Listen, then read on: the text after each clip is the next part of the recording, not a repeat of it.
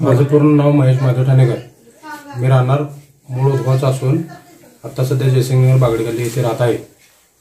19 तारखे रोजी माझी बायको घरातून बेपत्ता झाली. बेपत्ता झाल्यानंतर 2 दिवस मी इतर चौकशी केल्यानंतर मला कुठं आढळून आलं नाही. मोबाईल पण स्विच ऑफ असल्यामुळे मी 2 दिवस वाट बघून तिसऱ्या दिवशी जयसिंगपूर पोलीस स्टेशनला मिसिंग दाखल केली. मिसिंग दाखल केल्यानंतर 29/7/2025 रोजी मला जयसिंगपूर पोलीस स्टेशन येथून फोन आला. निलजी बामणे येथे एक बॉडी आढळून आल्या, तुमच्या काय खात्री करण्यासाठी मला मिरज सिव्हिलला पाठवण्यात आलं.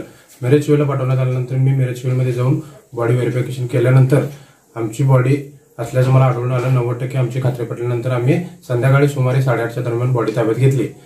उदगाव वैकुंठधाम इथं पूर्णपणे वैकुंठधामात सगळे आम्ही बाकीचा विधी सगळा पूर्ण पार पाडून दुसऱ्या दिवशी 30 तारखे रोजी सकाळी रक्षा विसर्जनाचा कार्यक्रम पार पडला.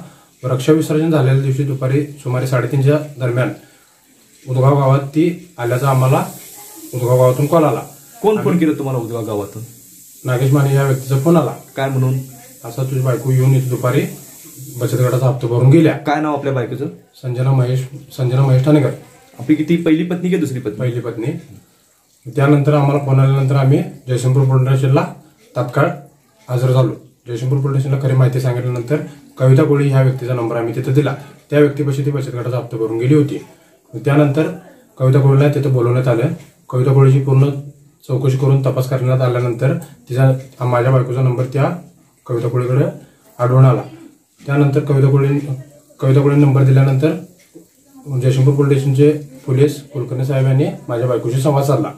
दुपारी 3:30च्या सुमारे येतो म्हणून सांगितल्यानंतर आम्ही वाट बघितली. संध्याकाळी 7:30 वाजता माझी जयसिंगपूर पोलीस स्टेशनमध्ये पत्नी हजर झाली. हजर झाल्यानंतर त्यांचा पूर्ण जबाब झाला.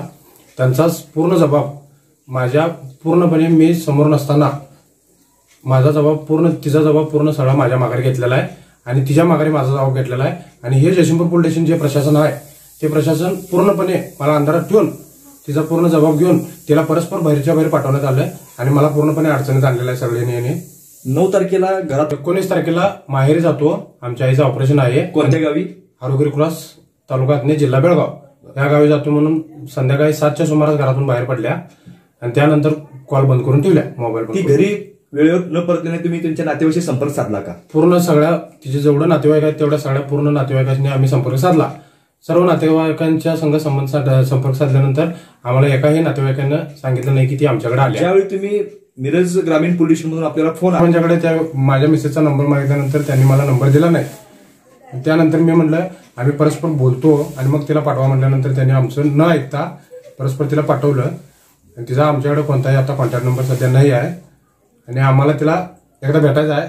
कुलकर्णी साहेबांना व जयसिंगपूर पोलीस प्रशासनाला माझी विनंती आहे की त्यांनी परत तिला बोलवून घ्यावं. आमच्यासमोर असेल ते पूर्ण जबाब आम्हाला पूर्ण दाखवावा. आमच्यासमोर चर्चा करावी आणि मग तिला कुठं जायचं तिकडे तिला घालवावं. एवढी माझी पोलीस प्रशासनाला व कुलकर्णी साहेबांना आणि जयसिंगपूर PI आके साहेबांना माझी कळकळीची विनंती आहे. ही बॉडी कोणाची आम्हाला पूर्णपणे खात्री पटल्यानंतर आम्ही बॉडी आणलं जाळलं आणि ज्यावेळी माझी मिसेस जिवंत आहे असं आम्हाला समजल्यानंतर आमच्या बायकांची पूर्ण जमीन सरकली.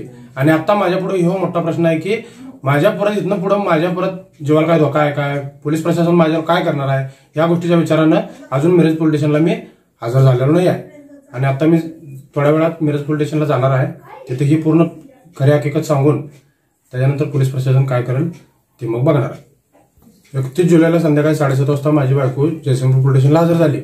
कुलकर्णी साहेब त्या गोष्टीची छानबीन करून त्यांचा पूर्ण जबाब माझ्या मिसेसचा पूर्ण जबाब कुलकर्णी साहेब यांच्याकडे होता. कुलकर्णी साहेब ज्यावेळी जबाब घेत होते त्या टायमा मी समोर नव्हतो, मी बाहेर होतो, त्याने आत होते. पूर्णपणे त्यांचा जबाब झाल्यानंतर मी सरांना विनंती केली की कुलकर्णी साहेब तिला सोडू नका, मला पण थोडीफार माहिती घ्यायची आहे आणि मला तो पूर्ण जबाब बघायचा आहे. पोलीस प्रशासनानं मला जबाब दिला नाही, अजूनपर्यंत मी जबाब काय झाला ते बघितलेला नाही. आणि ज्यावेळी तिला बाहेर पाठवलं त्यावेळी माझी दुसरी पत्नी रुपाली महेश ठाणेकर ही स्वतः तिथे हजर होती. तरी त्यातनं सुद्धा पोलीस प्रशासनानं कुलकर्णी साहेबांना तिला जावं म्हणून सांगून तिला गाडीत बसून लावून दिली. ती गेली 10 दिवस. आता कुलकर्णी साहेबांचं म्हणणं असं आहे की ती बारामती साईडला होती असं जबाबमध्ये लिहिलंय असं त्यांनी मला म्हणतात. बारामतीमध्ये कोण आहे? कोण नाही, आमच्या काही पाहुणं नातेवाईक कोणच नाही.